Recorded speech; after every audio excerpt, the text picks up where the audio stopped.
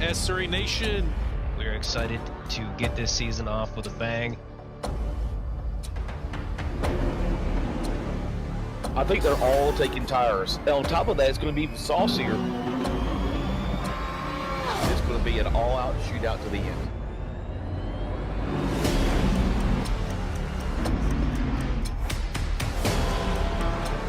He's got line of sight on these guys. I commend you for the bravery. He's getting this close to the diffuser.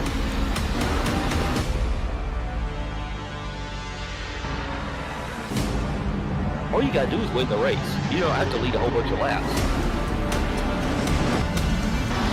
Oh, they're going to be side by side going into the next corner.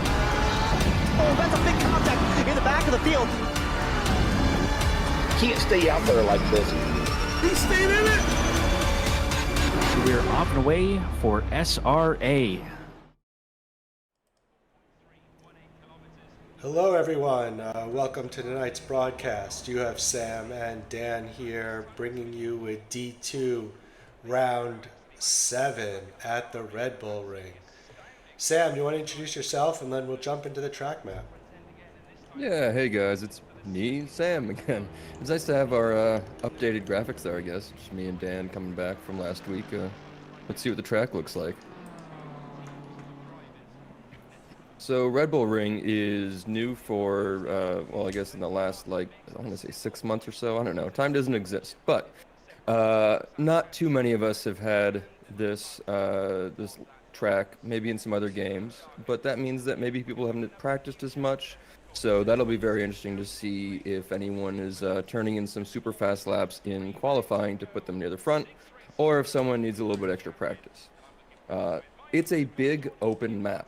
So there's a lot of straight areas, or they're not really straights if you look at it, but there's a lot of areas that are wide, long, and more or less straight to overtake. So we're looking at turn 1 at the end of the main straight.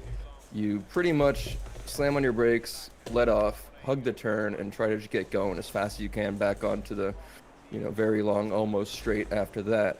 However, there is a giant sausage curb on the inside, and if you hit that just the wrong way, you're going to have a bad time. All the way up around what I guess is labeled as turn 2, but is really just a kink. Turn 3 is very, very tight. You gotta get over onto the left slide, slam on your brakes, slow down, trail brake all the way around, and get on the gas as early as you can, but not too much. It is, even at that speed, easy to slide off into the gravel. One thing I found yesterday is it helps to turn my TC down a little bit going into turn 3 and then turn it back up for the rest of the track. And then we hear another long, more or less straightaway, blasting down from turn 3 to turn 4. However, this is where it gets a little bit spicy. Turn 4 is very easy to get wrong because it's an increasing radius turn, meaning it's tighter at the beginning and then wider, later. However, if you get on the gas a bit too early, there is a large amount of runoff onto your left side, and it's very easy to lose a whole bunch of time there. And then the reason that it's a big problem for turn 4 if you mess that up is that turn 5, 6, and 7 they're technical, but you're barely, braking and turning on stuff. It's just not even close to as slow as you're going in turn 3 and turn 4. So you can keep your momentum up all the way around, honestly, turn 8 to turn 9. And that's another good area to overtake a little bit going towards turn 9. However, the big issue going to turn 9 is that is also where the pit lane line starts. It's a little bit hard to see as you come around that corner, but people have to stay way right and get in there, so watch out for that during the race. And otherwise, basically just try to slam yourself around turn 9, turn 10, and get back on the gas for the main straight. Yeah, thanks Sam. I was going to ask you where the key overtakes are, and it'll be interesting to see with these drivers tonight. Whether it's going to be D3, turn 3, turn 9, where are people going to try to overtake their friends? Yeah, certainly between, the 10 and 1 main straight I saw a lot of overtakes. There are certainly a lot between 1 and, I'll just say 2, but 1 and 3. I didn't see too many, although if you get a good run out of 3, you certainly can catch them going into 4. It's just a little bit difficult going too wide, so certainly that's an area as well. I would say basically that entire, like, turn 1 to turn 4 is all areas you can overtake relatively easily. But the way that you know an overtake is going to come is if someone gets a much better run coming around turn 9 into 10. Like, that's how you see it. And at turn 3, like I said, if you can get on the throttle and your traction control actually doesn't murder your acceleration out of turn 3, that's how you get a whole lot of gain time. Great. So let's see where they're starting on qualifying with the silvers. As we move into some of the drivers taking their first laps. We have Anastasi here coming around turn 1, heading down that long straight that Sam talked about, 2 into 3. Yeah, we'll see where these guys come out. I mean, we're in D2, so we are expecting, I would guess, 28s at worst. I think we had some high 28s in D4 yesterday, so maybe mid 28s here. I'll actually look and see what some of the leaderboards were saying for the hot lap here in D2. Oh, okay, they had 2 drivers down in the 27s, and then low 28s up to mid 29s, but we can probably guess they didn't practice very much. So yeah, maybe we'll see some 27s too. You know, you get the same conditions in the qualifying server as you have here, so you are able to practice your setup pretty much perfectly for what you're going to see. So, you know, those guys who got the 27s should be able to do it again if they have the right space, and someone else might be able to do that too if they didn't practice too much. Yeah, it's interesting with this track. I've only driven it 1 or 2 times before this weekend in a Formula One game. And it definitely lives up to the hype of learning it and then loving it. It took me a little bit while to learn it, and then it was a lot of fun with some of those flowy sections in the middle. As Anastasi sets the first time with a high 128, followed by 2 more super high 128s. So I feel like there's a lot of time left still on the track. Yeah, one thing to note is it is 17 degrees right now, so it's a little bit cold, so it may take a extra lap to really warm your tires up and get that confidence. Yeah, I was playing with my brake ducts a little bit to keep those the tire temperatures high, which I don't usually do in most races, to really see if that made a difference. So I kept my brakes hopefully warming my tires a little bit more than usual in quali. You know, I mean, this track has such fast lap times, you know, the minute and a half is really just not much time. And so if you are qualifying like this, you really don't have to worry too much about missing 1 or 2, you know. In 10 minutes, you're still going to get, I think people got 5, maybe 6, you know, possible good laps yesterday. That's a lot of time to get laps. And also, while there are areas to get warnings here and invalidate your lap, by and far, a lot of this track, you're able to go way off the what looks like the main, you know, edge. You can see what we're watching right now. Cody Platt's going way wide at every turn, and that's still inside of the bounds. So you should be able to get a few runs in with good times, and that's really helpful, man. No, I feel like that's what the race drivers do. You have like Cody going all the way to the edge. His edge is wider than the real edge, right? So everybody's pushing consistently to the edge of those curbs to get the most racetrack possible. As Hartman, who I'll switch to right now, goes number 1 with a 128.5. So the times are dropping already. Yeah, and I mean, it looks like everybody's basically green on their deltas from whatever laps they've done. I'm sure we'll see that for another minute or 2 with 14 minutes left, and therefore, well, 4.5 or so minutes on this.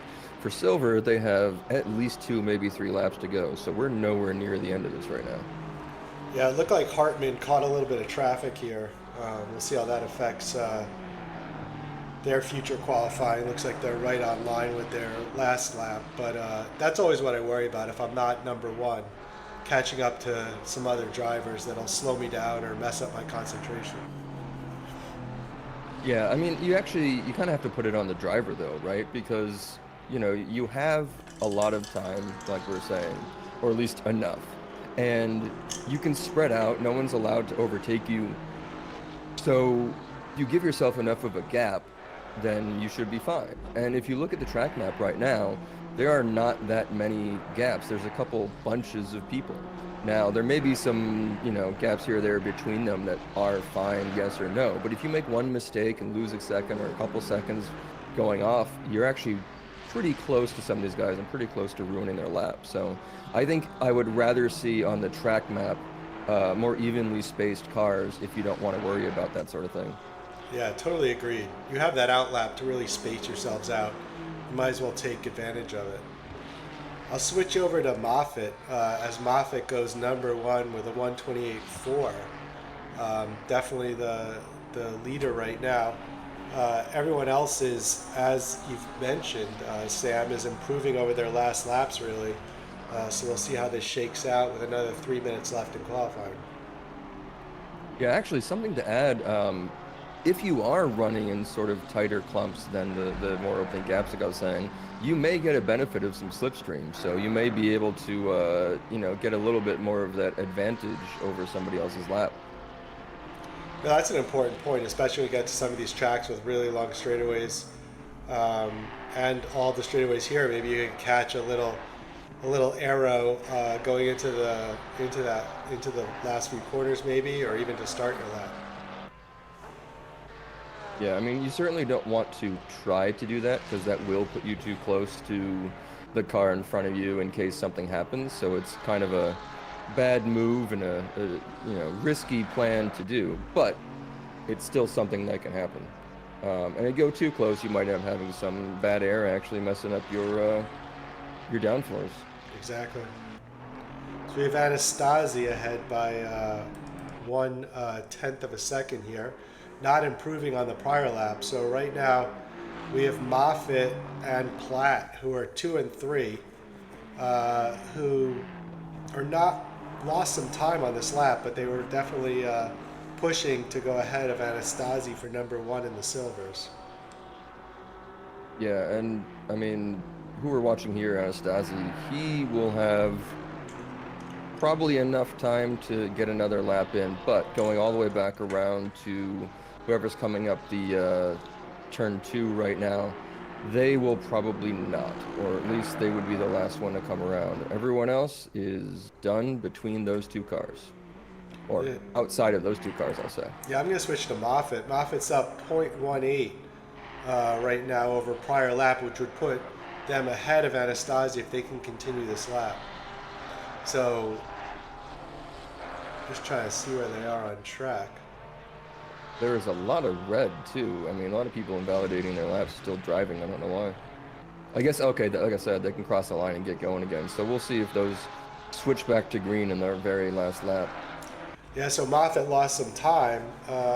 Just lost down half a second on Anastasi.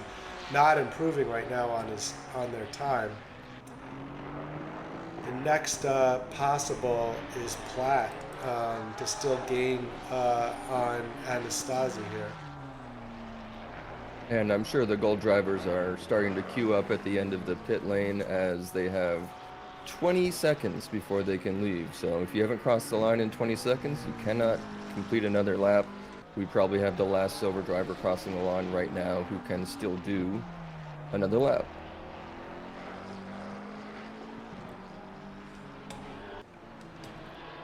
Looks like Hartman is invalidated, so not really sure why he's still driving.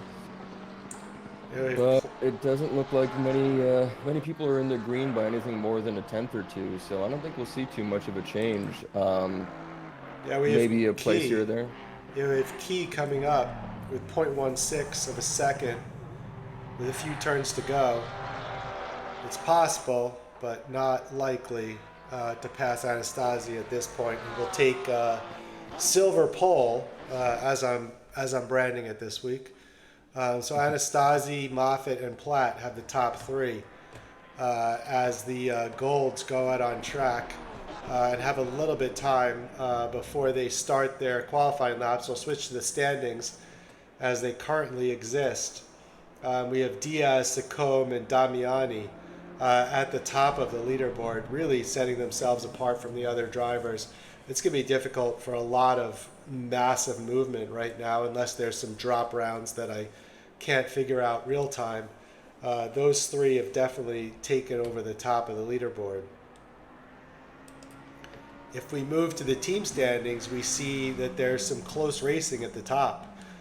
Diaz, although he leads the single driver standings, the team standings, they're second to Ghost Rider, Not Even Dentists. Be interesting to hear that, if one of those two win the race, what that is all about. But nonetheless, there's definitely some movement at the top here where all three teams can make inroads on each other. And if something crazy happens with Base and Alish, Bailey and Jason may be able to get up to third if some massive changes happen in the standings. Yeah, I mean, this is the second to last race, but there's a lot of points on the line each race, so kind of hard to tell if, you know, there's still competition or not. However, that being said, you also can't tell if people will be there, you know, one week or the other, etc. So it's not exactly the same thing as, like, you know, in pro racing where you can kind of guess that everything's going to start correctly and set off correctly and know where people are going to be, you know, because people have lives. So you never know. Something might happen. You might be able to come back out and gain some places. Yeah, exactly. We should check to see that everyone's here tonight. They should do an attendance roster at this race for us, but it seems like at least all the top drivers, as much as I can see on screen right now, are all here to fight out for the top places on the team standings.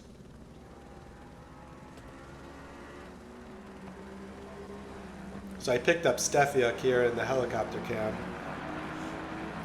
our number one driver right now on track. Are you able to show the lap times while this is happening on the screen? Yeah. I will attempt to do that. Looking for this, Sam? I don't know if there's a way to do it and not so that I don't know how much this. But yeah, I mean that at the very least gives an idea. I don't know what other options I have.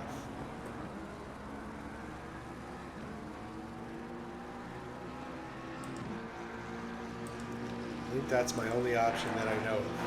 Oh, here we have, it's basic, but that's not going to help us. So I think we have only what we have here. So it looks like basic for a second. Yeah. It's only what? If you're in the game, can't you change what that sees though?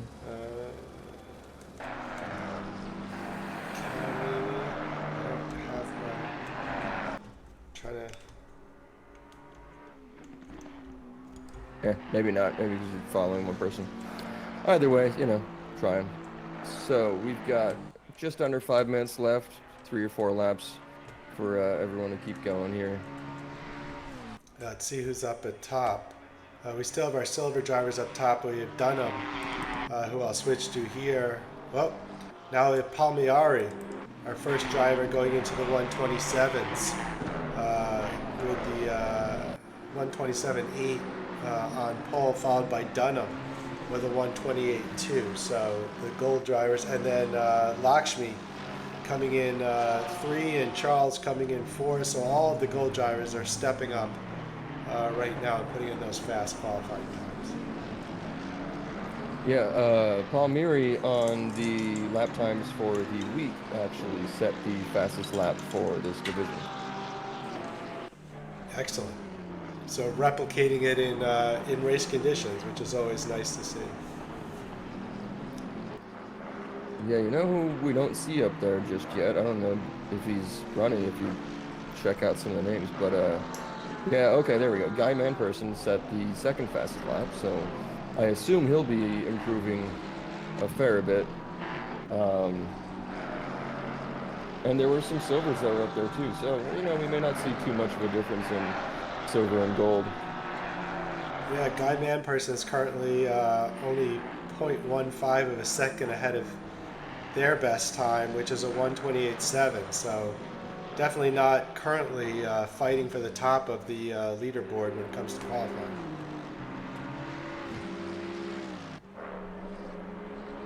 This is certainly a track that I would put qualifying high as a high priority. You know, sometimes it's not entirely that important because there's enough, you know, spread out safety to get around the first turn here or there, or sometimes it's extremely important because there isn't enough safety. But specifically for this one, once you get up to turn 3 at the top of the hill there, everyone tends to bunch up a lot, and if you have to sit and wait and try to find your way around people, it just takes tons of time. So if you're able to get on pole, you'll get out there and you'll probably gain a few seconds in the first couple turns.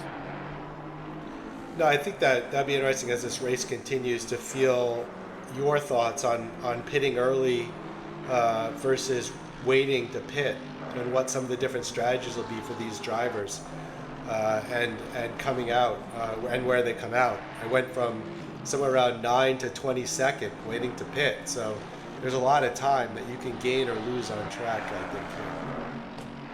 Yeah, I think in the D4 race we did see the undercut work a few times, which was interesting to note.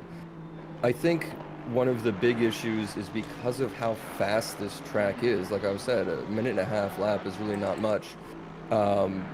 And I think the pit lane isn't abnormally long either, so it does mean that it's harder to look at the track map by yourself and to gauge where you're really going to come back out. So if you don't pit super early to get that clean air, the longer you wait, the more likely you are to come back out in front of like the leaders or, you know, mid-pack. So that is sort of a risky game to play, is the longer you wait, sort of making yourself wait all the way, you know.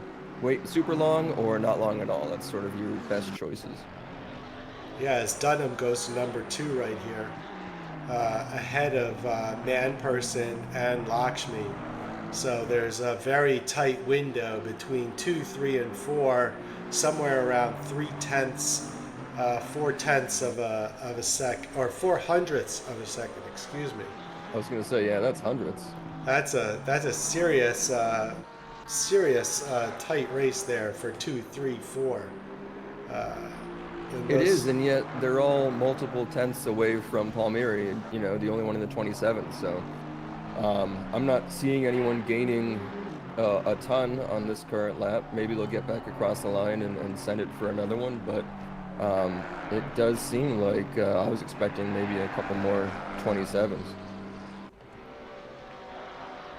Yeah, anything these drivers do in D2 is definitely faster than my D5 time, so it's amazing watching their commitment to some of these corners, especially with that turn 1 sausage curve that definitely flew me in the air a few times, both in practice and in the race. Well, what I find interesting is they have sort of a symmetrical looking sausage curve on the inside of turn 10, you know, coming back onto the main straight.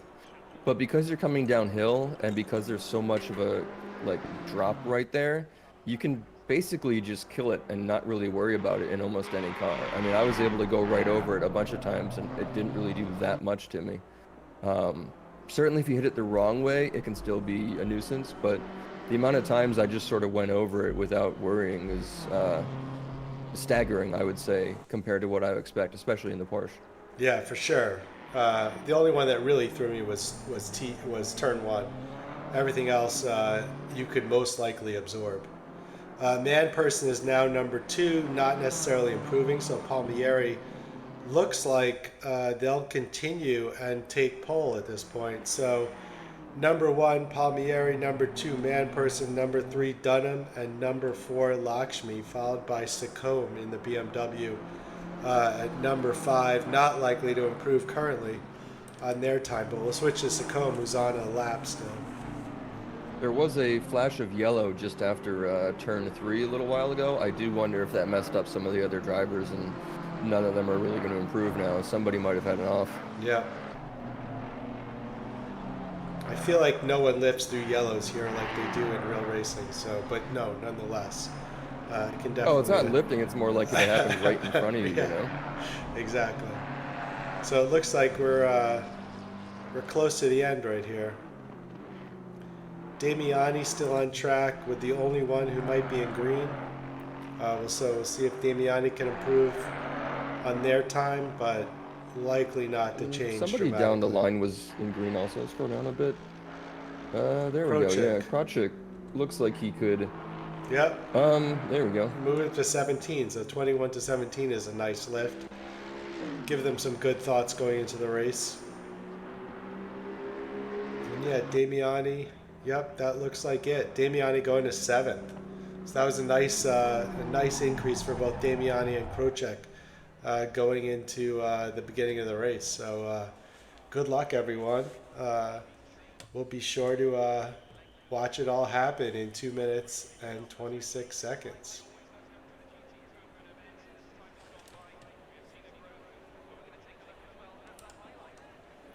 So as we begin to put the grid together for the race, I'd like to thank our sponsors.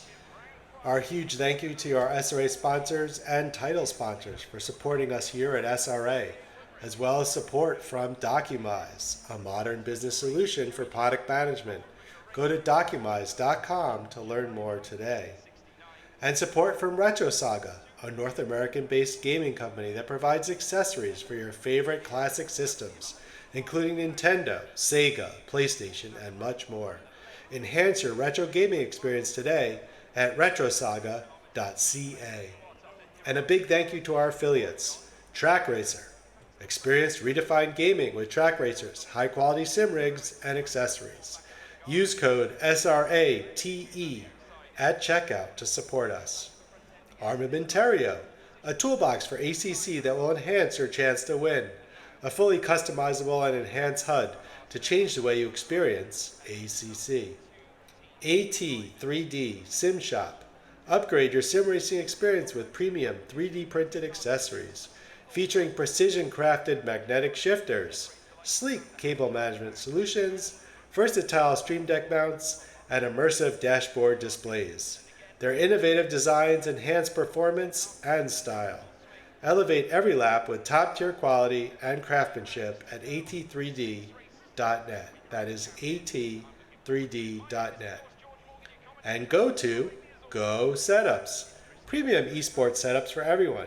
Use our affiliate link on our Discord and take your time to Use our affiliate link on our Discord and take your drive to the next level with Go Setups. So what do you think, Sam, going into this race? Who are the favorites? You think our drivers at the top? Is there anyone out of place that could make a move? We've seen Arjun Lakshmi have some really good races. I think he was a little bit screwed over last week, if I remember correctly. So I would imagine we'll see him, make some moves towards the front. There's certainly enough people in the top 10 that have all been fighting up near the top in some of these races, depending on sort of what starts. So yeah, we'll see. But the main thing is just making sure that they all make it through, clean. In D4 yesterday, I think we made it all through the first lap completely clean, and that sort of set off a really good race, and everyone had some nice, tight, respectful fights. But of course, like I said, if you have some chaos at turn 3, you can have the leaders run away with it a little bit. Yeah. There's a bunch of hargy-bargy throughout. I think, 1, 2, and 3 last night in D5.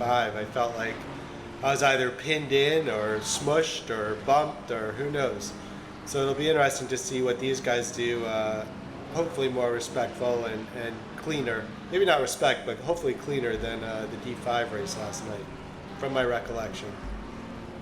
Well, the thing about this track, like we said earlier, is that, it's wide and it has a whole lot of runoff, and it also has, wide, what are they called, track limits that they actually warn you for. So if you have all that space, being careful and leaving space for other cars around turns and such, it really shouldn't be that difficult. But hey, we're racers. You're gonna push hard and go for the gap. Little argy-bargy is gonna come up. Yeah, no, it was lots of fun racing this track. I think I was my own worst enemy last night, so we'll try to avoid the unforced errors for these guys, as that will, of course, ruin your race. Yeah, and so for tonight, the mandatory pit stop is just taking fuel, any kind of fuel. I don't believe taking tires is restricted. I think you can, but you just don't have to. So, you know, basically not a actual pit stop, basically just a drive-through at this point, as long as you get everything right. Definitely some way that you could lose time, because like I said earlier, coming into the pits is a little bit tricky. If we actually watch the leader as we're coming around here, you'll see where that pit lane starts and how you have to get so far over to the right early and kind of get on the brakes, but then you can accelerate again to get down into the pit lane and then get on the brakes to get into your pit limiter. But that is the entrance right there to the pits coming around turn 9. So that is something to watch. People had a little bit of a scary moment yesterday in D4 getting into the pits, so you can lose time there. And then of course when you come back out, you're right back on the second sort of long straight there, right in line with everybody. So that can be a drag race up to turn 3. Yeah, and this is the beginning of the race right here. We'll see what the top 3 or 4 can do on our helicam. Those look like some big gaps. They need to close those down. Yeah, they're not close enough to each other up there, but they can't change speeds now. Nope. Green light, give it all you can. And away we go. Let's see what happens into turn 1. There's some definite movement there. Yeah, Charles had a much better launch, Yeah. but couldn't do anything with it and had to go off onto the rubber marks. Yeah, it's difficult when you get a good run, but you're not on the right line. You just got to give it up. This is Turn your 1 at least looked clean.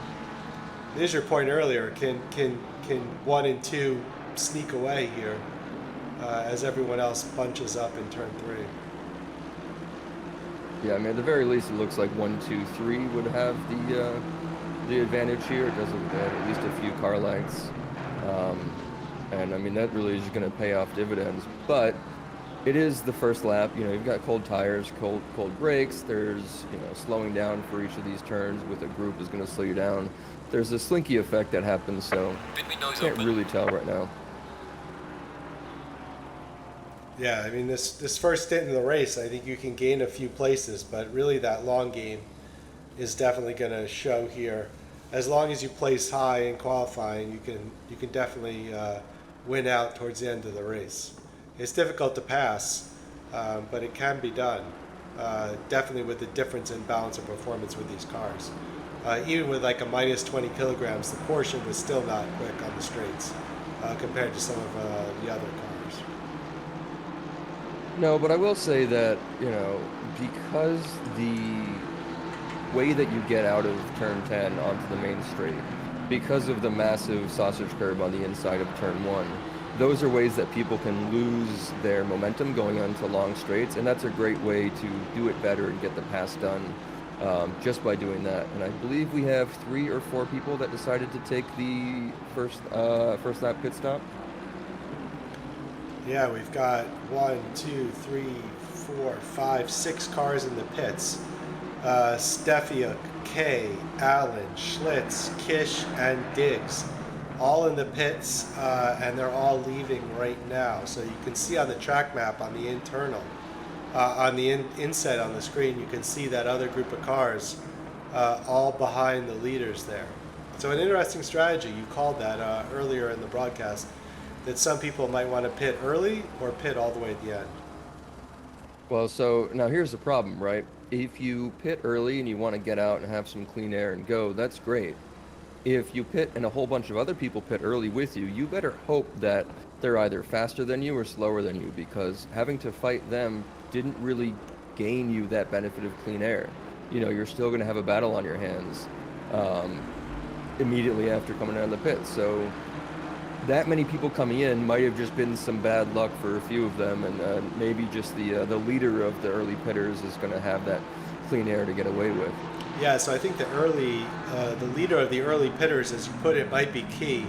followed by Stefyuk. So those two, I'll switch to Key right now.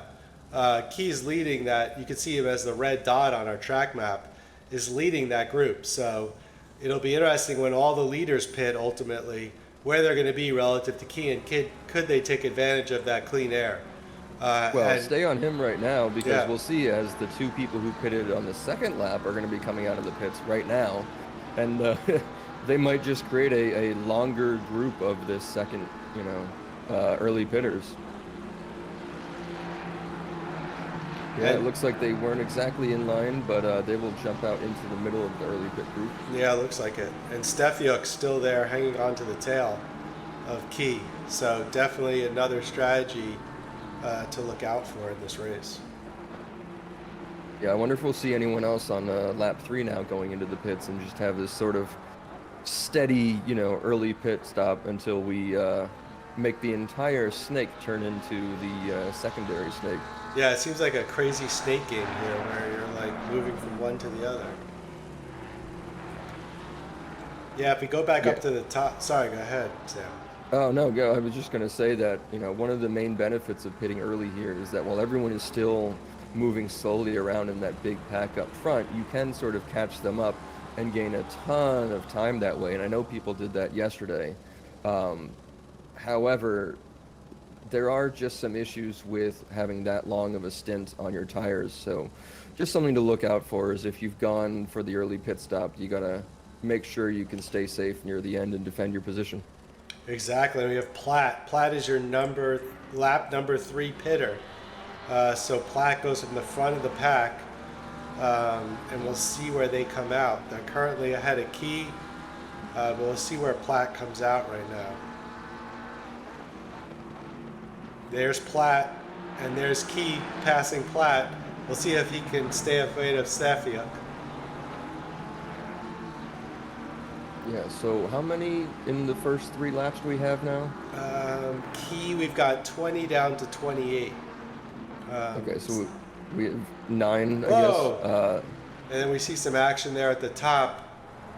We see Platt and Stefyuk going side by side into turn 3. Let's try to see who came out ahead. And then continuing that fight. Yeah, this is what I was saying. Coming down into this turn, it's really hard to stay too wide because of the, increasing radius nature of it. Yeah, so it looks like we have Platt in front of Stefyuk still. So the thing that this is going to do for us as commentators and, anyone watching, having a large amount of people pitting early means that, by and large, we don't actually know what the overall placements look like. We're going to have a lot of, this is provisional this and provisional that, but we have no idea how many of these early pitters may actually be in 5th, 10th, 12th, whatever, in the net, overall. Yeah, and your top, if we go back to Palmieri at the front, you have Palmieri, Manperson, and Dunham in the first 3 places. Then everybody else through Lakshmi in position 7 are all about a second to 2 seconds away from each other. So they're spread out at the top of the field. And then the real race here, as I switch to Martin, is Moffitt in 8, Martin in 9 here, Krochik in 10.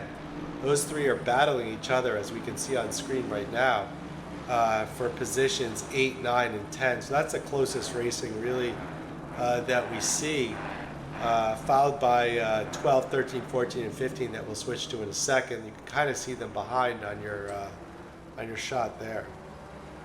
Yeah, interestingly, the group right behind here that has all that close racing is led by Diaz, who is the points leader overall for this league. So he is sort of acting as a cork in the bottle for a whole lot of drivers potentially, and that's a weird thing to see for him. Yeah, I didn't catch where he was in qualifying, so maybe I'll try to get back to that. He didn't qualify that well, I believe. It might have been something like 12th or 13th. There's definitely some It looks action like we here. had someone else pit. Yeah, someone else pit. I couldn't see who it was. It is Schlitz I think pitting. Or Diggs. Diggs pitting. Yeah. It's hard to Oh track. man, okay, he's going. Yeah, that's going to be close. There's enough space given, but I feel like the Porsche might have turned in a little bit early on that. He might be able to get this cutback going. No, that is great defense right there by the McLaren.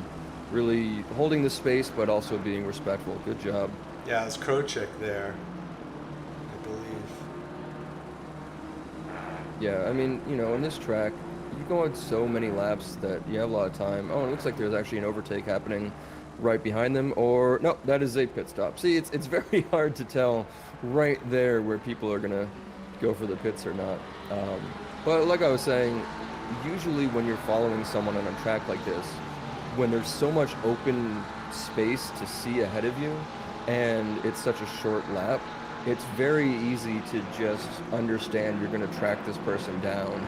And oh, it looks like he just, the Porsche gave the McLaren a little bit of a scare there, coming up real tight on him under that braking. So that's a good way to make your opponent make a mistake and get past them, hopefully. But it does not look like he's capitalized on it.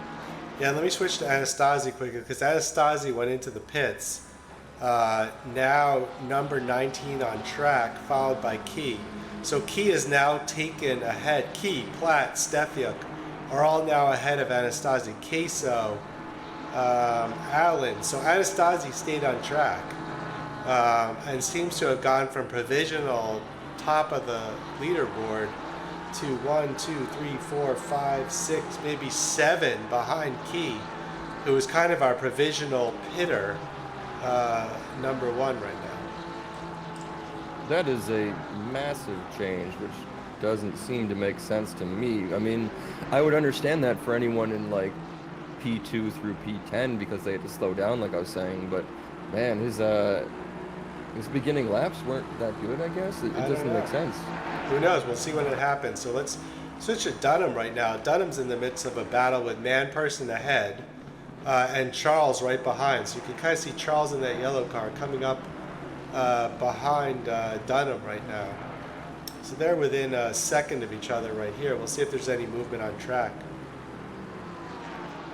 So my best bet is I think that he had a mistake during pitting. Either he slowed down too early as he came in to be cautious, or didn't turn on his ignition again or something. But that's the only way you lose that much time. There's no way. Yeah, it's interesting with this pit entry. It's almost like its own little racetrack. There's a couple little turns there that you could gain or lose two or 3 seconds if you want to be aggressive or take it super like Sunday driver like. Yeah, now if I'm Palmieri, I've got a good gap to the next group, and my direct enemy has already pitted. I would just stay out there and do as fast laps as long as I can. I would not try to catch back up to the same strategy as everyone else. Yeah, I agree. If you're able to push yourself and put in those fast laps, just keep doing it. Don't worry about what everyone else is doing. You've got this race if you could just put in the fast laps. Yeah, and I mean, he has the fastest lap, at least that I can see, by almost half a second. He's got a 1:28. 4 or 5 or whatever down there, so clearly he's got the pace. I don't see almost anyone else back in the 28s, so presumably he'll be able to just elongate that gap. And like I said, the people who pitted early are not just free and clear. They're in their own pocket of racers again, so this is now just turned into 2 groups rather than some sort of separate strategy. It's sort of 50-50. Yeah, you see right here, Charles taking on Dunham right here in the track. So Charles getting position on Dunham as we go down that kind of 4-5 straight. So the AMGs seem to be fast around here. I mean, right now we have 1 and 3. I found that the AMGs were fast last night in our race as well. Yeah, but also, I mean, the AMG and the Aston there are pretty similar, so we're not going to see too much of a car difference in this specific race. I would say that when you do look at the cars that are significantly different, against each other here, like the Porsche and the AMG or Bentley or something, then you start to really see why you can have, you know, close racing around here, even if the straight line speeds are so different, is because in the AMG, in the Bentley, in, you know, BMW, you have to slam on the brakes so much earlier down the straights, and then you have to make it around the turns with, you know, a lot longer of sort of maintenance throttle, whereas the Porsche can get on the gas early. So I was really catching up those bigger, heavier cars, and then just sort of hoping to stay in the slipstream and stay with them towards the next big braking zone. Looks like we have another pitter. Yeah, Hartman looks to going into the pits right now.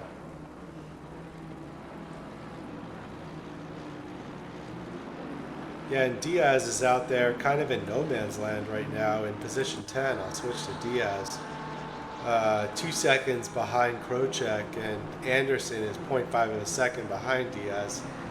So we'll have to re-look at our standings right now to see, does this have any impact on either driver or team positions. With Diaz down below, we have Palmieri and Charles up front with the AMGs. And Manperson and Saccone in the BMW. I really don't think Diaz has this track down very well, probably because of the car or something, because it's pretty obvious that he's struggling, you know, being down there where he kind of shouldn't be. His lap times are not that good. And like I said earlier, he was sort of holding up the pack behind him, and the pack behind him has lap times that are, you know, not that great. So that means that from probably P10 down to, I don't know, P15, P18, what's happening is that group is all going to lose a whole bunch of time, allowing the leaders to pit and probably come back out in front of them, or when they do pit, they will be further back than they think.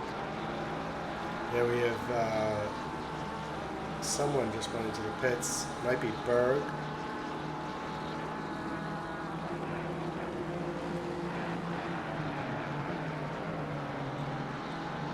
Yeah, I messed that up. Someone may have gone into the pits. I'm trying to capture that. Yeah, I think your snakes are beginning to merge to each other in this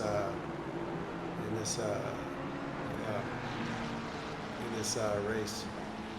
Yeah, it is almost 50-50 right now. Yeah. I do wonder if anybody made, you know, a couple of those mistakes we talked about in pitting, losing a second here or there, and really screwing up their placement. Ooh, looks like someone just jumped back to the pits. There may be some lag happening on somebody's car. That's potentially something to look out for later. But like I was saying, if you mess up a little bit in the pits, then that can cause you to suddenly come out right next to somebody, or, you know, behind a group that you weren't actually expecting to be, you know, in that position where you were running before. So you really got to watch out for things just happening that you can't understand if you don't have that sort of data. If you're not, you know, using a strategy app or whatever that gives you the information like that. Yeah, I mean, I don't have that team wall telling me if I pit right now, I have clean air till the end of the race, right? So I'm just, I'm flying blind, if you will. So yeah, that definitely would be helpful. So maybe some of our sponsors, if they haven't already, could develop that app so I know when to pit or not, and develop some AI to say pit now and save your race, or stay on track. That is a run the Porsche is getting on the McLaren here, which is just not enough, I think, but you certainly see that, you know, the two Porsches there. Oh, and one's going to try to go around the outside. Okay, yeah. So, I mean, it looks like both those Porsches are able to keep up with the McLaren as long as they, you know, time their braking and time their acceleration correctly around these turns. Ooh, and we have some yellow down at the pit entrance, it seems like. Maybe jump over there if you can. Yeah, what? 116? Or I don't know what number I'm seeing, but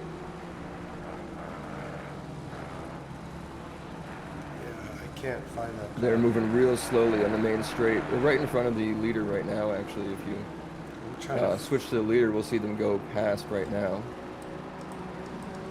Let's just switch to Palmieri. I can't find 116 on my... Oh, I was guessing from what I could see. Maybe 156 Diggs? Maybe, but he's coming, actually. Should be... Oh, there we go. That is unfortunate. cars going the wrong way right there. Yeah, and as you can see where those starting lines are, he was right there on the main straight. And or past leading pit into the main entry. straight. So Yep. you have to finish that whole lap before you get back on terms. Yeah, damage can be real tough to drive an entire lap with. Yeah, sorry about that, Which- Diggs. This actually maybe go back to Diggs. Actually, Uh. he's back off in the sand as we just saw. Back in the pits. Yeah, he was just off in the sand up around turn 3, so it looks like he had to return to pits. Maybe it's just not worth driving. Looks That like, is yeah. unfortunate. Yeah, we So moved. yeah, a 28.457 is the current fastest lap. for Yes, Palmieri in number 1. Man person is 6 seconds behind. We switch to Dunham right in the middle of this battle. We have Dunham, Man person, and Charles all nose to tail here. Going into, I think, the second and final turn. It looks like Dunham got past Charles again. Yeah, Dunham is past Charles. So they've been battling. Really battling for podium here. Someone wants to taste the champagne at the end of this race. Well, provisional podium. None of these guys have pitted. Oh, true. So we'll see where these guys come out versus Key. Looks like Krochik might be pitting right now. So Krochik is going up from the front of the race back down. So we'll see where Krochik comes out. Yeah, this is a little bit chaotic with people pitting seemingly every lap. Oh, wow, okay, that is a great representation of what happens when you're defending so hard that you end up losing momentum, and then Charles is able to take a double overtake in turn 3. That is impressive. You got to like the car control there, continuing into this turn. Yeah, Charles not really able to hold it. He might still have enough of the momentum. Well, he's going to be on the stay. inside here, I think. He will be, yeah. The little. Oh, okay. So what's happening also, as you see, is when two cars are fighting, they very constantly leave a little bit of a gap for a third car to come in, because one guy's always going to come out a little bit worse. And 3-car fights are dangerous, but so fun. Going into the final 2 turns here, we'll see if they stick too wide. Yeah, they are. They're staying too wide. Who's going to have the run out of the last turn? It looks like Dunham actually has it. Guy Manperson losing 2 places in the last lap. That's not what you want to see. Although he may try a late dive here. I just think like the turn's just never going to give it to him. There's just no space there. You have all that leeway on the outside of the track to continue that momentum. I feel like driving into the inside there is never going to win. We'll see what can happen. No, but what it does do, especially in, respectful leagues, is you can really get somebody to be too cautious, too safe for you, and give a little bit of an opening. So sometimes it's worth it just being there. Also, it's worth being outside of the tail of that car so you can see, braking points. So if you already know you're kind of not dead to center on the run, you maybe don't have it, that can still be a good move. No, thank you. This is like both my psychiatry session and my race coaching session, these Wednesday sessions. So thank you, Sam. It will be another pitter coming out, unless they're... Oh, that might just be Diggs just sitting in there. So we do actually have some more larger gaps being formed with some cars that either had some issues or pitted way outside of strategy for the rest. But it looks like this race has almost completely come back to who's leading that backpack right now. I think it's Key right here. Yep, still Key. We'll switch to Key. It'll be interesting to see when Palmieri comes out where they are relative to Key. If we had some kind of math genius here, maybe we could figure out the pit time. But I still feel that, just based on my gut feeling, that Palmieri will come out ahead of Key, given the lap times. Actually, I think that either this app or one similar can do that sort of stuff. I just don't remember how to use it. But yeah, you can actually, I believe, see pit times and estimated and stuff. What I just think is nice about what we're watching right now is, Key we saw is very fast, but he's also a silver driver competing up here with the gold. So maybe that says something about where he should be, or maybe that just says something about how close this division is. I mean, as a silver driver, ouch. As a racing fan, go silver. But yeah, no, agreed. I think it's interesting when everything ends after 60 minutes, it really does determine where everyone is. So, but I think Key took a good strategy here, went pit early, pit before everyone else, was able to drive in clean air. And if Key is someone who can force themselves to drive rapidly, definitely can make up positions and or stay out of the fray, is definitely a nice strategy. Well, yeah, being in the Porsche, my sort of only way to survive last night is actually you have to make every turn sort of perfect, right? Because that's the only way you stay ahead is you out-turn the other cars, and then they can't actually catch up in time to overtake you by the end of the straight. So it really becomes a game of defense pretty much the entire time, and it seems like he's playing it well. If you make one mistake, then you're caught down the straight, and that's unfortunate. But nobody's gonna really overtake you in any turn. Nobody's really gonna be able to pull anything off like that without, well, pushing you way wide and scaring you in that sense. Yeah, it looks like, do we have some of the leaders just pit and come out? Exactly. So we have Guy Manperson there, who's ahead of Key. You can see a green, I don't know what to call it, flag next to their names. So Guy Manperson is now our provisional leader of this race, 4 seconds ahead of Key.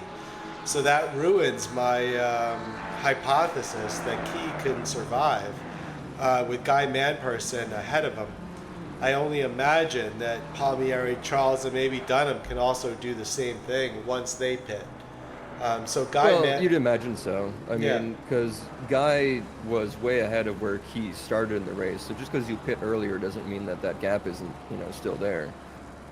So he's probably been able to narrow that gap that might have been 10 or 15 seconds down to the 4 or something that we've seen. Mm-hmm. But because he wasn't actually that far up in the overall start, then I wouldn't really expect him to just be running away with the lead. We may see some of the other lead drivers pop up in and around Guy Manperson rather than just in front of him. But also, like I was just saying, Key's got to defend, so this gap might just get larger as the race goes on. Yeah, it's interesting seeing these cars and the difference in BOP on this track versus some of the others. As much as we think the Porsches can defend, the AMGs, the Astons, the BMWs may be able to push the envelope and really get out front and use their horsepower to really pull away from the other cars. Well, especially that, Guy Manperson does not have anyone in front of him. He actually did get clean air from pitting at the time he did. That is the best possible thing that he can get. So he is very clearly running an undercut right now on the other podium drivers. Yeah, I'll be right to see when they ultimately do pit. We have 30 minutes left in this race. That seems like a ginormous amount of time commenting here to see what will happen in the second half of this race. Yeah, I do think Palmieri is likely going to come out at least a few seconds ahead of Guy Manperson because he had that there, and also he hasn't really had any traffic either. So they both sort of have clean air, and since he already had the gap there, I think it's probably going to be, roughly the same as he comes out. But what will complicate things is as the race goes longer and as Palmieri stays out longer, he might end up catching some blue flags, and that can slow you down significantly, and that can be a problem. Yeah, let's take a quick look at standings with Palmieri and Charles here. So where are they on this? They're down in the order.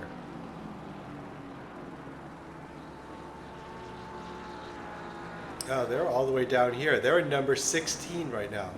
So Palmieri and Charles, who are currently 1 and 2 in the race, are number 16 in the team standings. So they could theoretically boost themselves up quite high.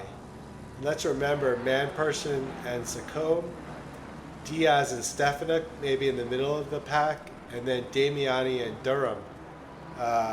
So Damiani and Dunham. Damiani is 13, Dunham is 3. So Damiani and Dunham might maintain their position. Diaz and Stefiuk are around 14 and I don't know where Diaz is right now. Oh, 7. And so we can definitely might see a shakeup here with Dunham and Damiani towards the top of this race. So it'll be interesting to see if there's any changes at the end of the race regarding overall team standings.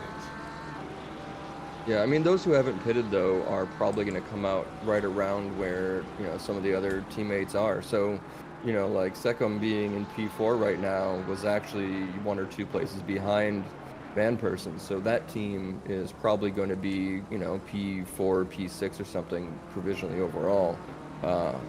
We'll just have to wait and see. Yeah, The best thing for them, you can see, though, is like there are multi-second gaps between all of the cars in the top 10, so none of them are really hurting for traffic and fighting and slowing themselves down there. So at least they have some good luck. But the rest of the race, there are a few clumps here and there, but there is still one long sort of train going on, and anyone who pits now might come back out and just make that train longer and slower. Yeah, if you look at like Diaz, Zuch, Chance, Smith, I mean, they're at the bottom of those people who have not pit yet. So they could definitely fall in the order a lot once they hit that pit lane. Yeah, certainly. And it'll be interesting to see what the actual, gap is between that group and, where this train is. Because either they're going to just bring everyone back into one big group, or they might create a little bit of chaos with just, spreading themselves out and then not being able to race the same people they've been racing. One of the things that happens that, you're following somebody or you're right in front of somebody for so long, and then you go in the pits, you sort of expect to have them in the same place when you come back out. And when they don't, it can be a little disconcerting, but it also means that you've got to fight a lot harder to get to that finish. And that is around turn 3, which we've seen a lot of people going too wide around turn 3, which is impressive. It's slow.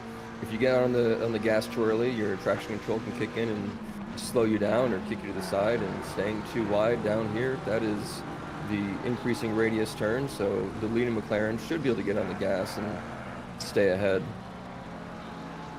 That was some impressive racing between those two.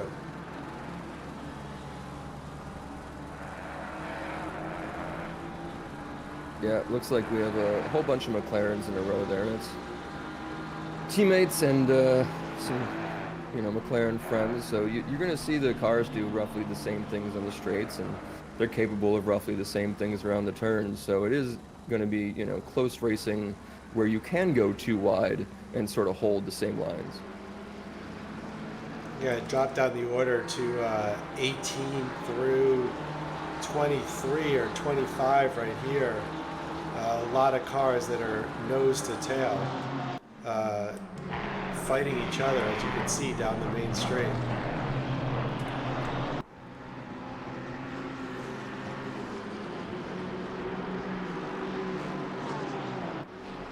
Wow, the leader has pulled out a very large gap, but again, mostly pit stop showing that, but I mean, 8 seconds or so, 10 seconds, depending.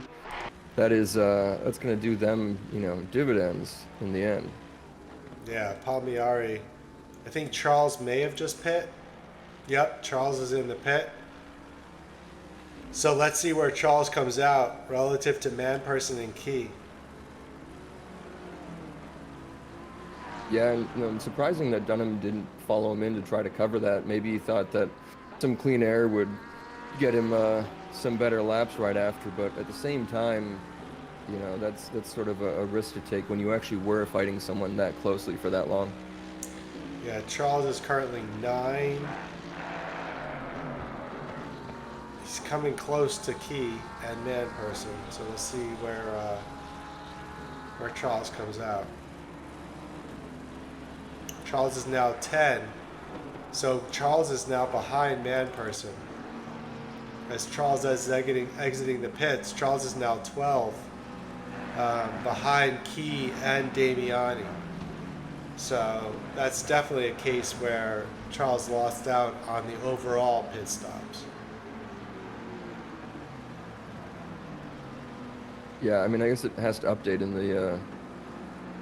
the game maybe, but it certainly seems, yeah, there we go. So that's exactly what we were saying. Is Charles was, you know, fighting for so long with Dunham, and before that with Guy Manperson. That has to have slowed them down. Once Guy got out and pitted before them and got the clean air, he was able to make this undercut happen. So yeah, he lost 2 places in 1 lap and then probably made them both up in 1 pit stop.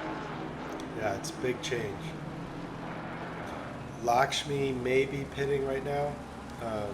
We'll see. There's definitely some movement at the top. But Palmieri just staying out on track, just banging out those fast laps.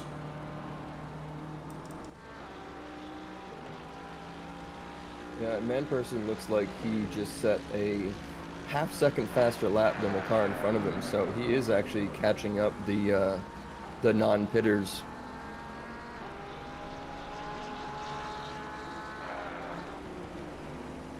So that's a dangerous game that the non-pitters plays. You know, as you're getting caught from behind from the provisional leader, you do run into this issue of, well, it's more for the, you know, leader to worry about is he may know that he's the provisional leader, or at least that he's running high, and so if he starts catching people, but he doesn't have a blue flag because they haven't pit yet, he is technically behind them, then they can slow him down.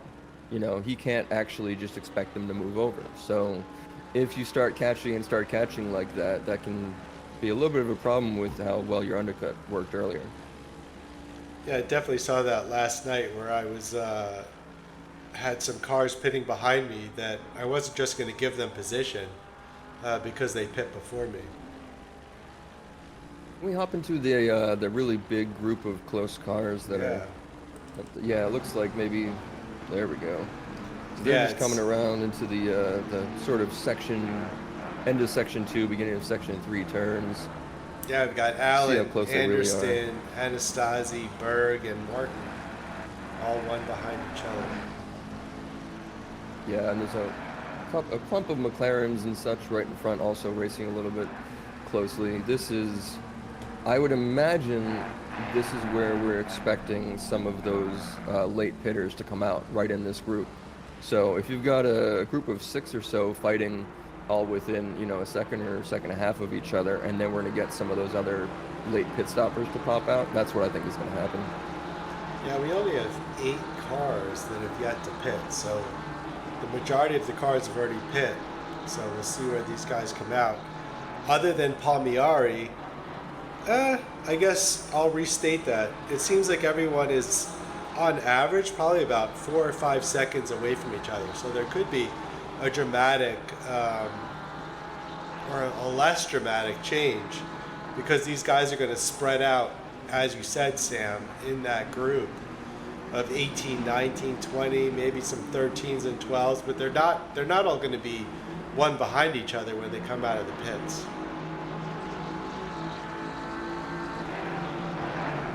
Yeah, I mean, Palmieri supposedly just ran a 128.8, so, you know, he's not having any trouble out there. No. Definitely their race to lose, it seems. Yep, I don't know if Diaz is in the pits. No, he's going too fast. Just look from the time gap. Interestingly, though, we did see Diaz with a whole, you know, train behind him that he was sort of keeping back there. It seems like almost all of them have pit or maybe, you know, spread out a little bit. So he's got some nice clear air that he's been able to play with. I wonder if that will benefit him to jump a few places, but potentially he will, get back up in the top 5 or 7, I would say. But he's still like somewhere around 30 seconds behind Palmieri. So there's still a lot of time on track that needs to be made up, if you will. Yeah, I mean, they do have 21 minutes, so if you're going to pit like second to last lap or something like that, and you are catching the people in front of you by half a second, I mean, you might only gain 10 seconds. So yeah, I was probably a bit aggressive there. And oh, unfortunate, Queso has a drive-through. Yeah, it looks like that. It's definitely not a death sentence here at this race, especially with the sort of weird gaps. Looks like somebody's moving slowly though, up around turn 7, 8. Yeah, somebody definitely lost it.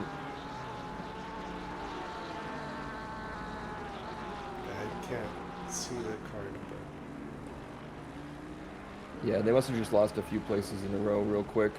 But they were, I think, yellow and then white, so they must have had a little bit of a spin. It's Diaz still on track. Looks like someone is pitting. I can't catch. Oh, there's another yellow. So it looks like Lakshmi is pitting. There's a yellow right in front of our leader, in front of Palmieri right now. He's just passing the car that was just going slower, so I do wonder who he came up on. While we try to see this replay, Lakshmi is in 14th, 15th, dropping behind our kind of provisional Key Damiani man-person group. So it should be off to the side here where we would see it, and I'm not seeing the car. Yeah, sorry about that.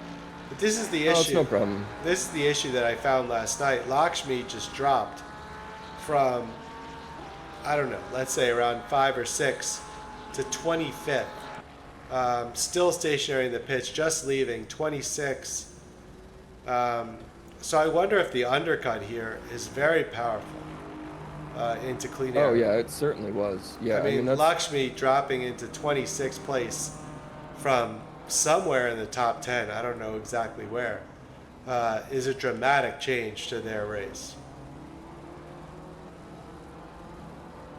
Yeah, I think actually he started, I think, in the top 10, I thought.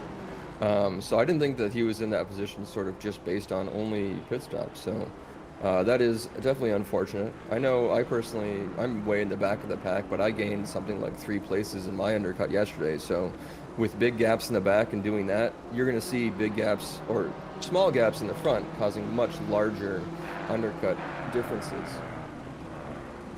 We do, though, have Palmieri catching some blue flags now, I believe, which, like I said, possibility of slowing him up, possibility of, a little bit of chaos sometimes when someone makes a move you don't expect. Exactly. Yeah, if we have man-person now as provisional number 1, given the first of the pitters, it'll be interesting to see when Palmieri ultimately pits, as well as Dunham and Sacombe, what happens.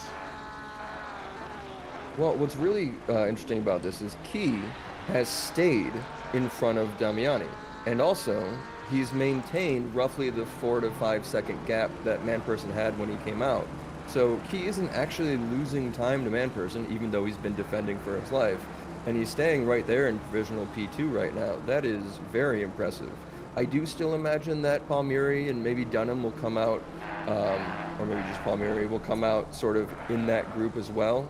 Maybe punt him down to provisional P3, but man, that's a race for Key right here. No, that's what I well, next time, if I race here again next season, we'll think about that undercut, that early move that Key made, especially if I'm not qualifying number 1, which I likely won't be in this track. So that's a nice move by Key from a strategic standpoint.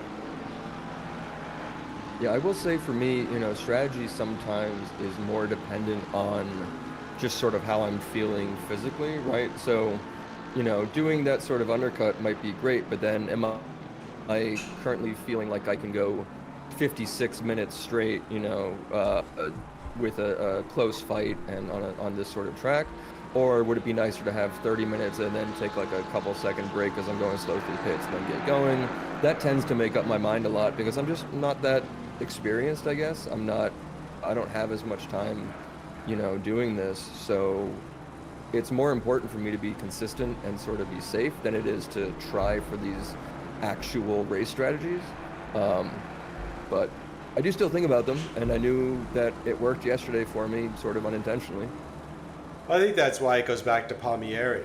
If you're in front and no one's bothering you, they're not close enough behind you to be in your rearview mirror where they will take you off your game. If you just bang out these laps as they are with the low 129s right now, just continue to do it, right? There's no way you're going to lose, theoretically. If you have the fastest laps and you're ahead of everyone else, you're going to win the race. So it's interesting. From that perspective, you don't need a strategy.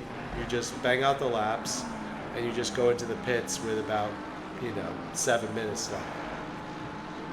Yeah, and Palmieri's setting laps that are like a half second faster than P2 and P3 and a full second faster than P5 and P6. So that is definitely showing that those gaps are made up by people who pitted around them, or at least that they're, struggling, because there are a few seconds between each of the top 10 cars or so. They're not in some sort of battle that's, slowing them down, causing them to lose time like that.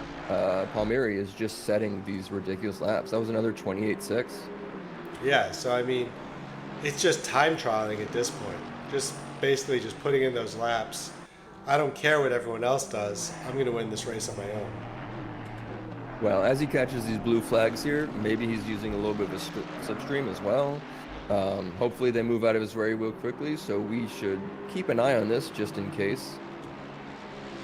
He's probably white knuckles on the steering wheel right now, saying, "Get out of my way, get out of my way." Yeah, I feel like you need that patience. Went a little bit wide, I think, probably because he's just catching too fast. I think at this point, I maybe take the pit at this point. 15 minutes or so left. You're catching blue flags. They're only going to slow you down. I mean, you got around that one, but definitely that, I guarantee this lap is going to be a second or so slower than his last one if he doesn't pit. Yeah, I mean, that's an interesting point. I mean, you got to race your own race and avoid the randomness of these blue flag cars. That being said, I've been the blue flag car that doesn't want to give up that space within the boundaries of SRA racing. You could definitely fight against it if you think you are faster. Definitely here, I think that he's definitely catching these other cars that should, give way. Yeah, I mean, something that we mentioned earlier, and also that they mentioned in the driver's briefing, though, is because of the way this track is laid out, it is pretty easy to allow a faster car past as a blue flagger. It really shouldn't be that difficult compared to other tracks, but it looks like he got a little bit of a bad run. But I mean, I was talking about his last lap being slow from blue flags, and he then ran another 128.9, so who knows? Yeah. This guy is just crazy right now. Do we want to hop back into one of the tighter fights? Yeah, let's take a look. Chat says 14-16. Okay, let's listen to our fans. So here we have Schlitz, number 15, right now. You can see some race ahead and a little bit of race behind Schlitz in the background. Yeah, actually, we got 3 McLarens ahead and 2 Astons right here, so a lot of close, similar car racing.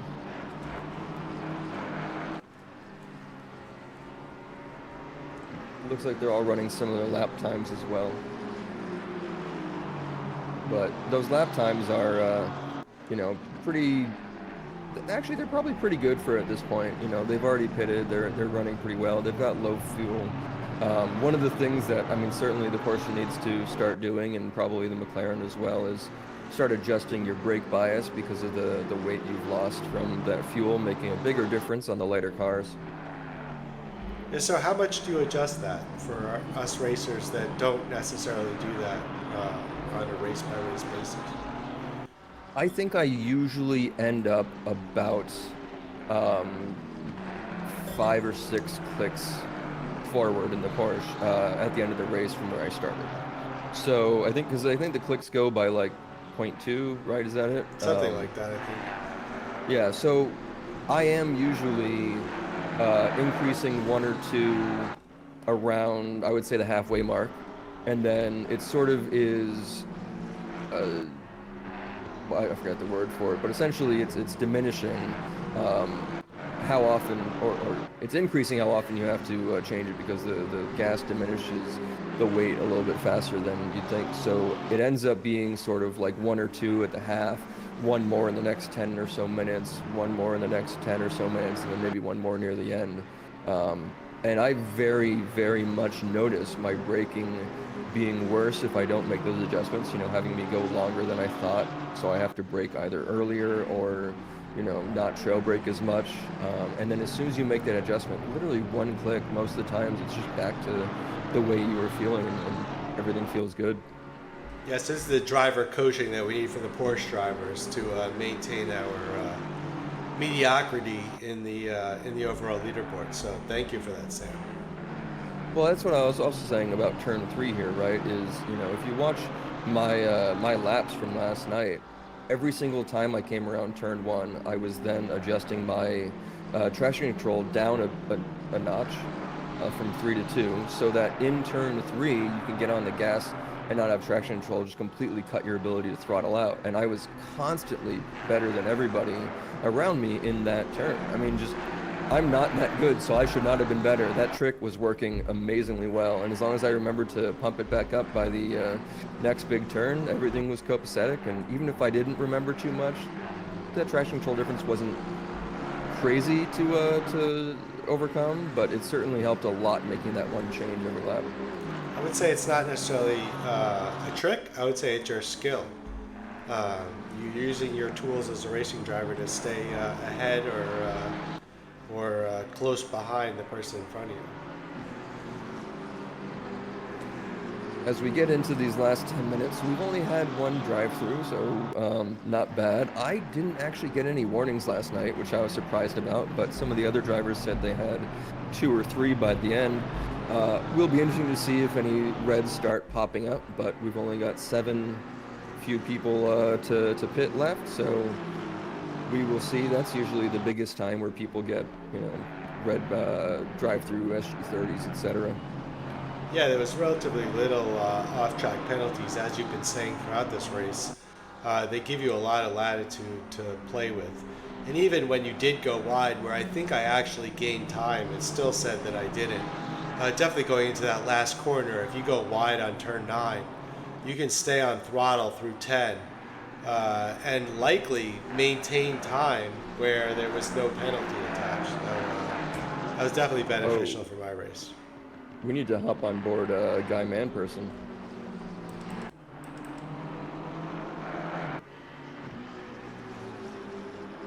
So yeah, did Zooch just pit or Manperson just passed Zooch? Manperson Zooch actually just lost a couple places. I thought that Manperson was following. Yeah, it looks Smith. like. I think Zooch might have had an incident that caused him to slow Manperson down. But either way, what you have here is Manperson, like I said, catching up the guys who haven't pitted yet, and they are not required to let him by. So yeah, this is an issue for him. Well, that's Zooch going wide there. Let's see if Manperson is going to get him into turn 1. This is a replay. That's just Zooch giving up the position to Manperson.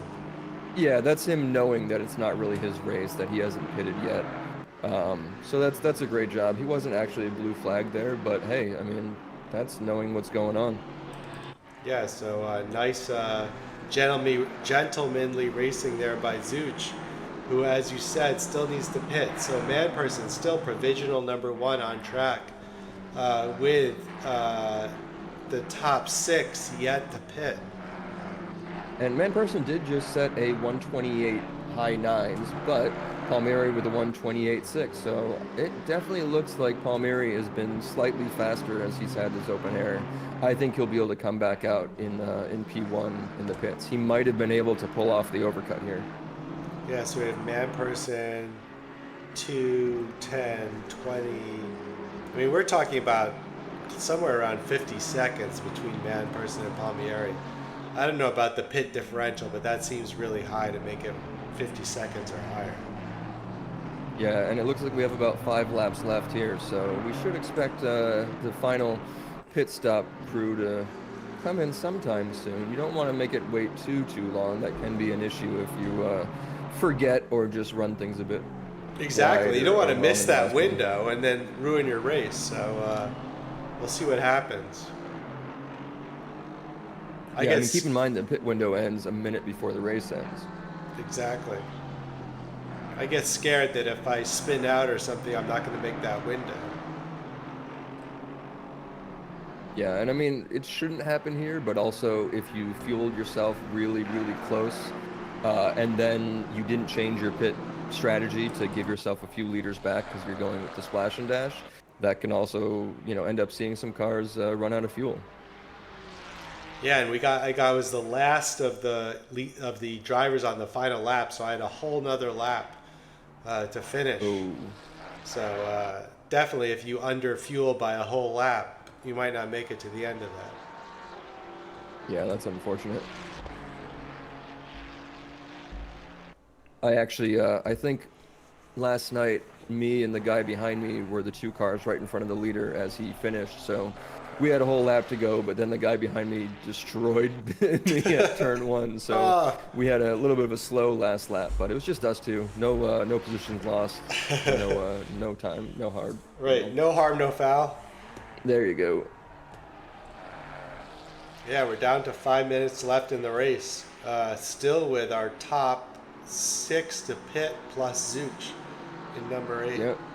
Palmieri and Manperson setting 1:28s again and again. They are very consistent. I would love to see Palmieri come out like right in front or right behind Manperson to have a real good fight for the finish here. But it will be interesting to see if we actually do have a fight for the podium, because right now Manperson is he's ahead of a person who hasn't pitted, so the next person back to him is still Key, which is, like we said, impressive, but he's not going to have a fight. Yeah, here goes Moffitt into the pits, and our friend Diaz still on track, still pushing hard in P5, so we'll see where Diaz winds up. Was this like long-standing splash and dash going to be beneficial to Diaz, not knowing where he started? I don't remember his qualifying time. Definitely and staying Smith out pitted there. right in front of Manperson, so that gives him some free air, and that means he didn't catch Smith and have to slow down for a non-blue flag again, so that was very helpful for Guy Manperson. And Zuch. So Smith and Zuch both in the pits, coming out after Manperson. So Manperson is provisional 5, right behind Diaz right now. So Manperson is still number 1, absent the people who are currently still on track without pitting.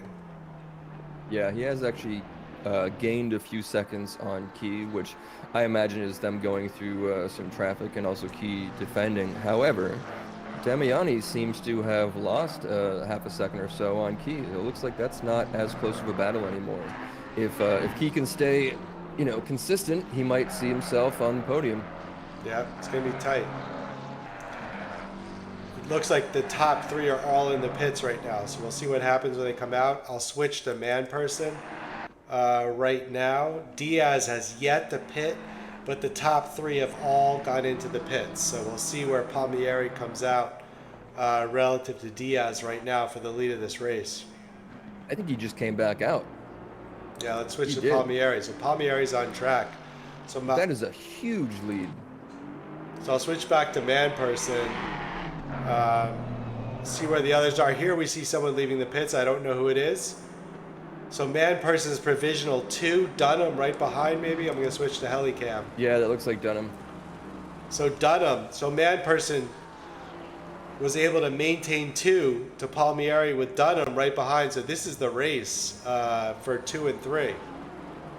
Yeah, so that 14 second gap to the lead, that is huge. That just shows that Palmieri was keeping such amazing pace the entire time and never let that undercut come. However, Guy Manperson, I believe, was fighting Dunham when Dunham pitted, when Guy, pitted all that time ago. So the undercut technically works, but not by much for Dunham. I really think that Guy was a little bit behind Dunham at the time, so maybe he's gained 3 or 4 seconds on him, but I thought it was going to be a lot longer than that. Yeah, really a nice, fun outcome to this race. Key about 5 seconds behind Dunham right now, but still a wonderful race from Key strategically. Followed by Sacombe in 5, Damiani in 6, Charles in 7th, and Stefiuk in 8, followed by Krochuk and Platt in 9 and 10. So although there's not a lot of spread there, Damiani's probably the closest. It looks like Manperson and Dunham are going to make up the end of the podium. So actually, Damiani's been following Key for almost this whole race. It looks like Secom has just passed him. Oh, you're right. We missed that. Let's see if we can see what happened there. Oh, actually, he just came out of the pits. It looks like he must have passed him in the pits. He must have undercut him. Interesting. Yeah, his last lap was 1:57. Amazing change there for Sacombe. Yeah, but I mean, he undercut him and came out less than a second ahead, so that is only going to slow, Damiani down and allow Key to keep sort of running away in his place. We've only got, how much time left? Leaders on not final 30 lap. seconds? Yeah, so Okay, this is so final Manperson lap. and Dunham on the final lap.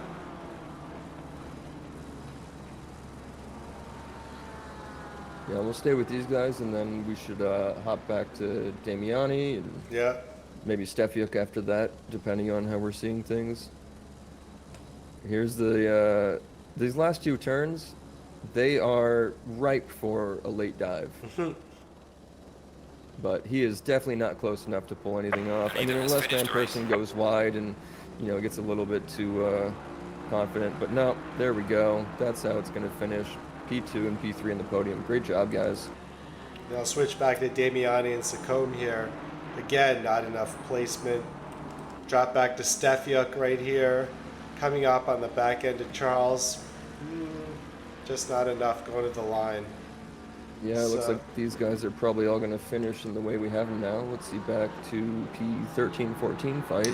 Yeah, Alan Berg and Anastasi seems to hold position.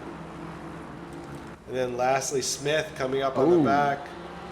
Just can't get ahead of Yeah. Martin. Nobody seems to have been able to set up a last lap dive, so all safe. This whole race was pretty safe. We saw a couple yellows pop up here and there, but yeah, really safe, really clean race. Seems like there was some good fighting going on. Congrats to Manperson, or I guess Palmieri won. Yeah, He's already left. he's like, I'm out. I'm getting the champagne. Yeah, no, this was a fabulous race here. So thank you to the racers for really giving us a fun thing to comment on, Sam. Any last comments for these guys? I'll see if anyone's available to talk. I mean, holy crap for Key. That's incredible for his run, coming in just outside the podium, but maintaining that position since his early pit stop and, just running all the way to the end like that in the Porsche. Great job. Yeah, I got Palmieri in D1, D2 race chat. I actually don't know how to grab him. I believe it's move to at the bottom, Cool. and then up to commentators Twitch. Hey, Jacob, nice race. I don't know if you can say a few words for your fans here on the broadcast. You're muted, but I mean, maybe he doesn't have a mic. Might have just brought him in and away from Yep. going to the bathroom, getting some drinks. Who knows? But Jacob, nice race. Thanks for putting it out there. Congrats on the win. Yeah, if he's not going to be able to speak up, maybe we can get Key in here or something. Yeah, I don't know how to get rid of Jacob. Maybe just move to wherever he did race chat. Yeah, let's see if we can pop Key in. Let's see if he's in the... there we go, D1, D2 race chat. Got Lakshmi in there. No, maybe people just sort of jumped out. Oh well. Well, I mean, if we're not going to have any interviews, I'm just going to speak for him. I did a great job in the Porsche. It was awesome. I had a great fight, and I should be in gold. Exactly. Yeah, we got Man Person if we want to try to get Man Yeah, Person. pop him in. He had a great race.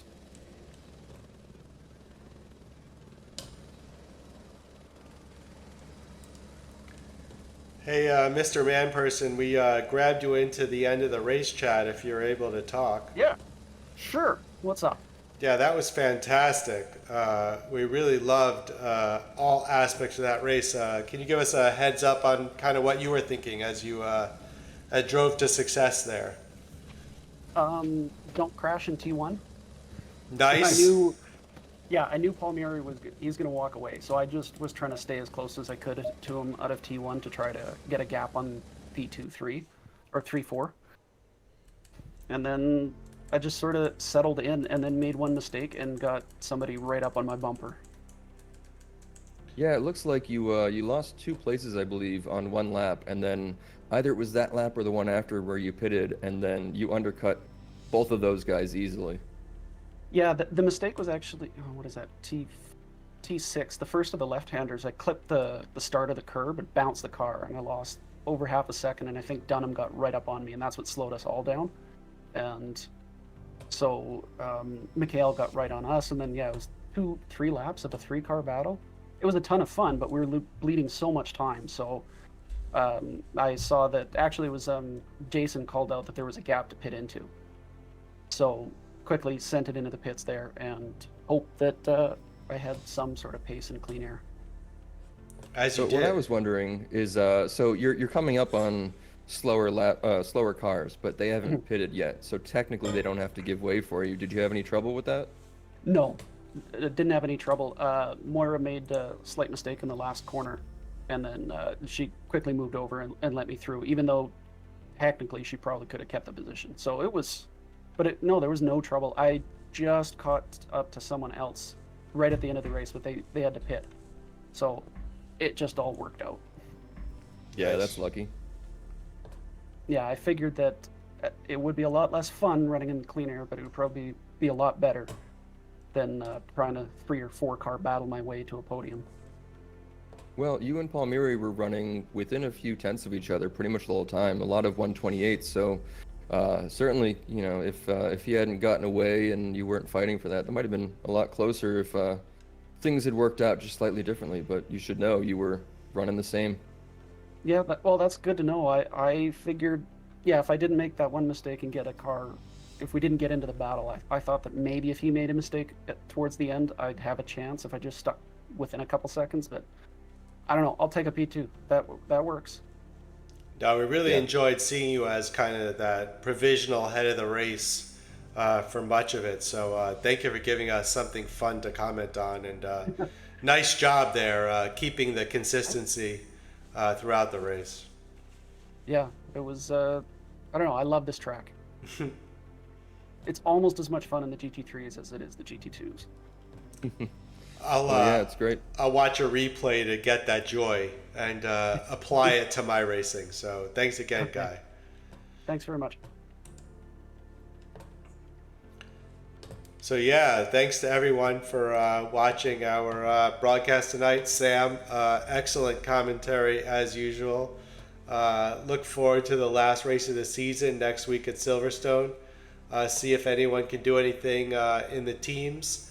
And have a good week practicing for the end of your season. Yeah, I think the one thing we want to make sure to have is sort of a running idea of how the championship stands as the race goes on next week, and hopefully we can, you know, get that set up a little bit. But otherwise, awesome. Good night. Can't wait for next week. Yeah, have a wonderful weekend, and I'll talk to you next Wednesday. good luck, everyone, practicing, and race hard and race clean and have a lot of fun. Good night, everyone.